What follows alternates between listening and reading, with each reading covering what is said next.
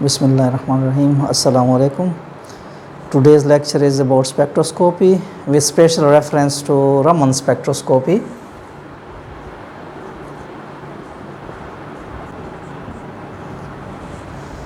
First question which comes in mind is the definition of spectroscopy. What is spectroscopy? Spectroscopy is the branch of chemistry which deals with the interaction of radiations with matter. It is the branch of chemistry which deals with interaction of electromagnetic radiations with matter.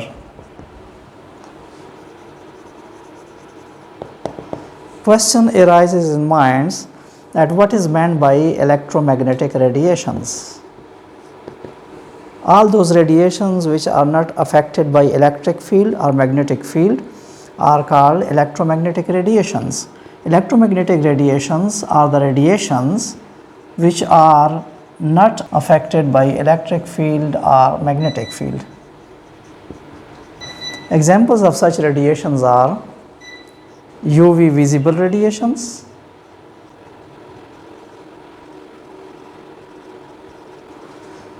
infrared radiations, IR radiations,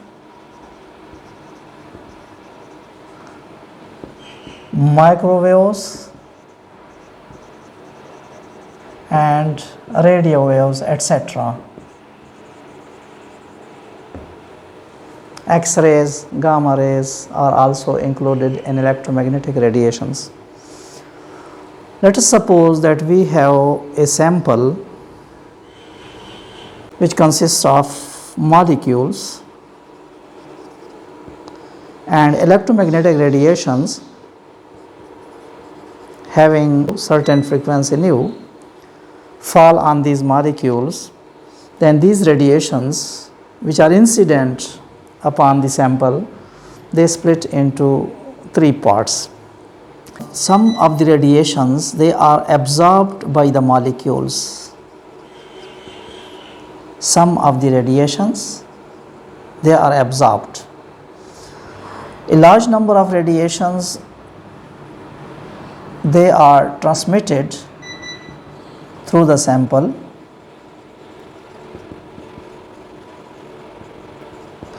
and only very few, they are scattered. Very few. For example, one radiation, 1 out of 1 million or 10 to the power 8 radiations, they are scattered by the sample. Now the radiations which are absorbed by the molecules, they can perform different functions depending upon their frequency or depending upon their energy. The absorbed radiations can have different effects on atoms or molecules. For example, UV visible radiations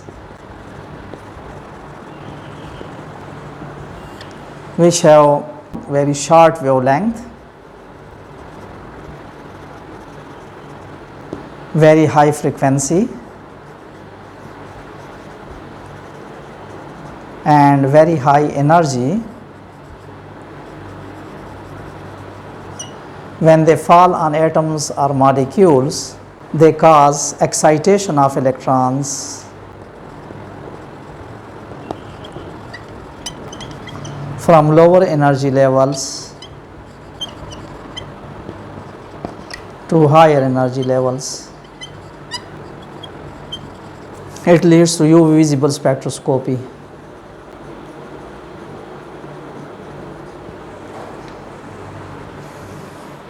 Second, infrared radiations have lower frequency and lower energy than UV visible radiations.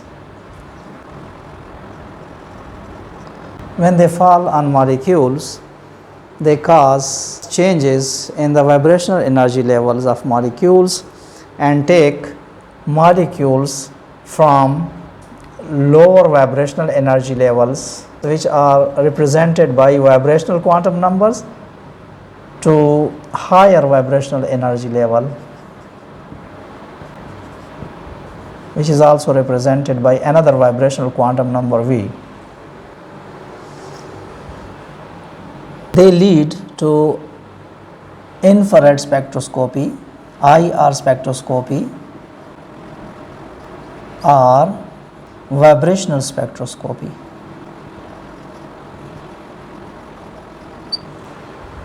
Third type of radiations, they are microwave radiations.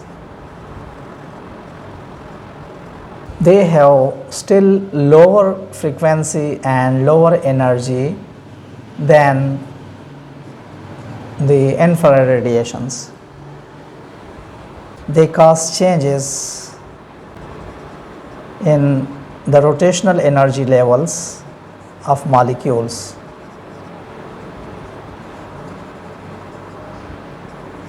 Which are given by a rotational quantum number J or J dash.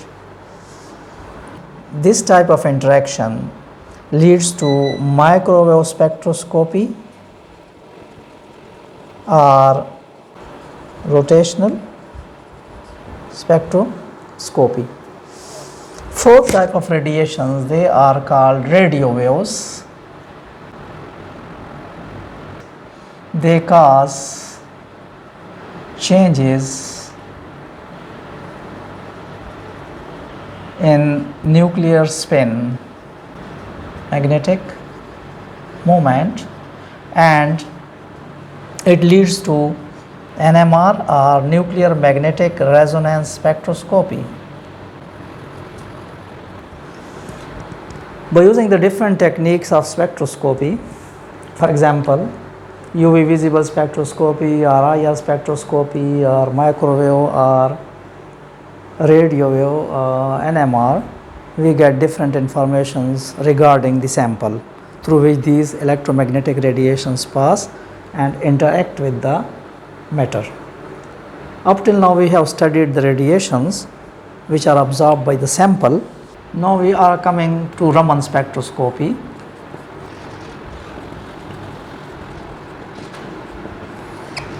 This type of spectroscopic technique was introduced by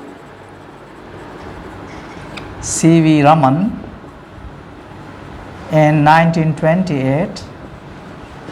He was a professor at Madras University of India.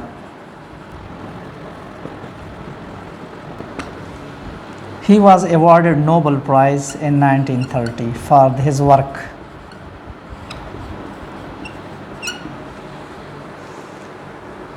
C.V. Raman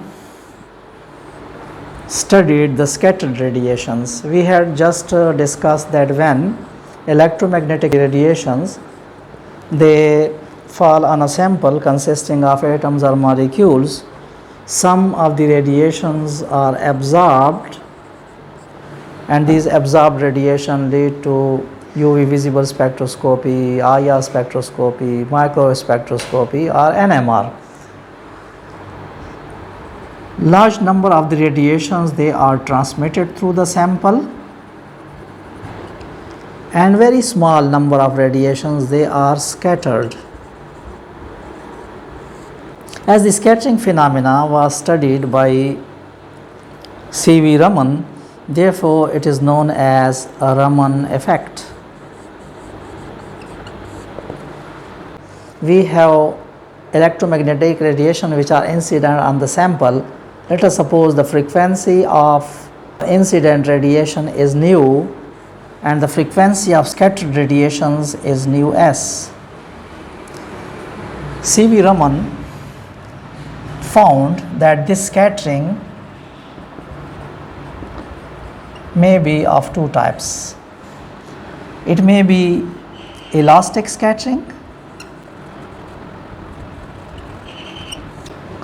or it is called Rayleigh scattering,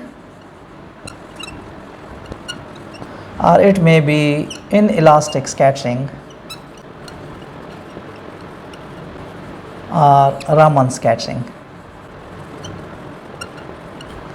The difference between the two is that in elastic scattering, The frequency of scattered radiation is equal to the frequency of incident radiation.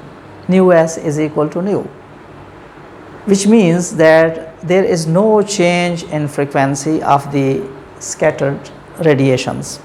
It is called Rayleigh scattering, and the lines are known as Rayleigh lines. They are known as Rayleigh lines. The scattering phenomena is called Rayleigh scattering, and the lines which are obtained on the spectrum, the spectral lines, are known as Rayleigh lines. On the other hand, in inelastic scattering, the frequency of scattered radiation changes. Either the frequency of scattered radiation decreases or the frequency of scattered radiation increases. Now, there are two cases. If the frequency of scattered radiation is less than the frequency of incident radiation, that is, the frequency decreases, then this type of scattering is known as a Stokes scattering, and the lines which are obtained are known as Stokes lines. On the contrary, if the frequency of scattered radiation is greater than the frequency of incident radiation, that is, the frequency or energy increases upon scattering, then this type of scattering is known as anti-Stokes scattering. And the lines which are obtained as a result of this type of scattering are known as anti-Stokes lines. Whether the frequency decreases or increases, in both the cases, there is a change in frequency in both the cases, whether we are studying the case of Stokes scattering or anti-Stokes scattering. This change in frequency is known as a Raman shift. Now the question is, why sometimes, how we can explain the process in which sometimes the frequency of scattered radiation remains the same, sometimes the frequency decreases in case of Stokes lines, and sometimes the frequency increases. Let us consider a diagram to explain the change in frequency of radiations. Let us consider three energy levels. The first energy level is ground energy level, a ground state, which is denoted by E0. The second level, which is higher than the ground level, is the first energy level, denoted by E1, and we consider a highest energy state, which is called the virtual state. We are considering three cases. It is the energy profile. The energy is increasing upward.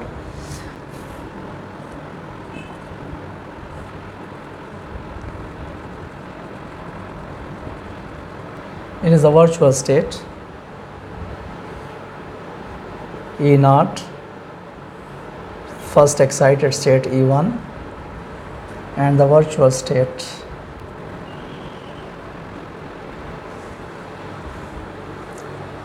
Let us suppose that the molecule is present in the ground's energy level E0. Electromagnetic radiation fall on this molecule, and they take the molecule to virtual state by absorbing some energy or frequency. When these molecules fall back to the ground energy state, let us suppose that in the first step, which is the excitation step, frequency of incident radiation is nu, and when the molecule falls back to the ground state, the energy is nu s. Now in this case, nu s is exactly equal to nu, and it represents the Rayleigh scattering or elastic scattering. This diagram represents elastic scattering. In the second case, let us suppose that the molecule or atom is present in a ground energy level E0, and it absorbs energy whose frequency is nu, and it moves to the virtual state. But when it falls back, it does not fall to the ground energy level E naught, rather it falls to the first excited state E1. That is why in this case the energy and frequency of scattered radiation will be less than the frequency and energy of incident radiation, and this type of scattering represents Stokes scattering. In the third case, it rarely happens that molecules may have absorbed some energy from anywhere, and they may be present in the first excited state E1. Now, when the molecule which is present in the first excited state, it absorbs energy from electromagnetic radiations and it moves to virtual state. If the molecules fall back to the ground energy state by releasing energy and frequency nu s, then nu s, frequency of the scattered radiation and energy of the scattered radiation, it will be greater than the frequency and energy of incident radiation, and this type of scattering is known as anti-Stokes scattering. Now, there are very little chances of the molecules to be present in the first excited state. Therefore, anti-Stokes scattering, anti-Stokes lines have the lowest intensity.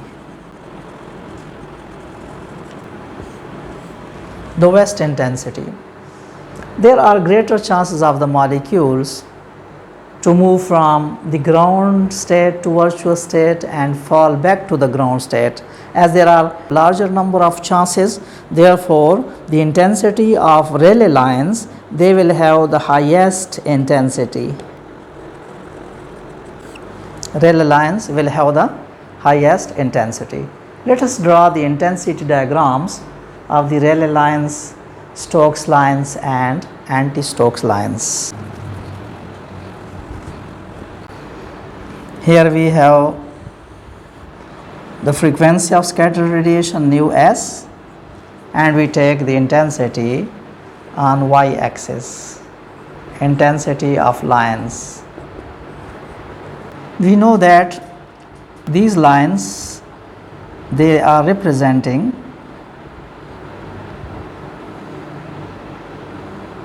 the Rayleigh lines, in which the intensity is shown by the vertical height of the lines.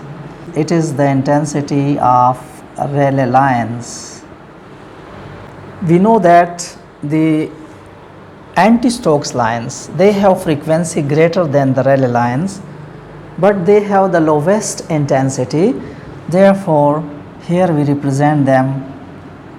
These are the intensity of anti-Stokes lines. They have frequency greater than the Rayleigh lines, but their intensity is the lowest. They have the lowest intensity. Now, the intensity of Stokes lines is greater than anti-Stokes lines but less than Rayleigh lines, and their frequency is also lower than Rayleigh lines. Therefore, we draw these lines on left side to show lower frequency, but their intensity will be greater than the anti-Stokes lines. We know that Stokes lines have lower frequency than the Rayleigh lines, and their intensity is also less than the Rayleigh lines, but their intensity is greater than the anti-Stokes lines.